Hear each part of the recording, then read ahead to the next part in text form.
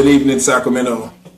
Tonight, we're taking you to learn about a horrifying situation in Africa that every human should be aware of.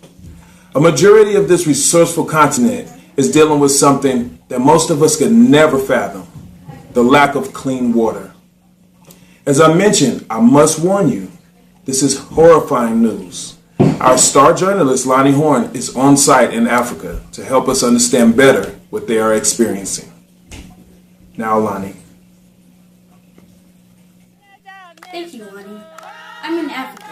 I've been here for about 3 weeks now, and already I want to go back home. So there is such a huge lack of clean water. It causes 3 major problems: hunger, poverty, and education. First, I'll talk to you all about Africa's health. Half the hospital beds are filled with people suffering from water diseases. Tiny worms and bacteria live in water naturally. So they cannot be seen, they cannot be avoided. Every glass of dirty water drunk is a potential killer. So safe water, clean hands, and healthy bodies provide less time lost traveling to grab water. Next, I'll touch on hunger. Without access to a reliable source of water, food is hard to grow and even more difficult to preserve and prepare. So with this huge problem, these people cannot grow enough corn, rice, and wheat. This is a situation Americans would have a tough time trying to fathom.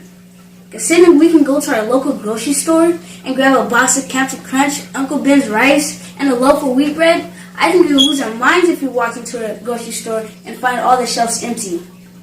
Well, that's what these people are facing. There are a number of reasons why poverty has become an epidemic in Africa. Poverty can be the result of political instability, ethnic conflicts, climate change, and other man-made causes. But one of the greatest causes of poverty in Africa is also the most overlooked: the lack of access to clean drinking water. Education is critical for breaking the cycle of poverty, and yet over half of the world's schools lack access to safe water and sanitation facilities. The lack of safe water can cause even the best students to lose momentum as they deal with stomach pains and diarrhea from disease and hunger. Students miss class to go fetch water or to care for sick parents and siblings. In many places, HIV and AIDS has already caused a large percentage of children to become orphans, requiring students to drop out of school and find work to provide food and care for their younger siblings.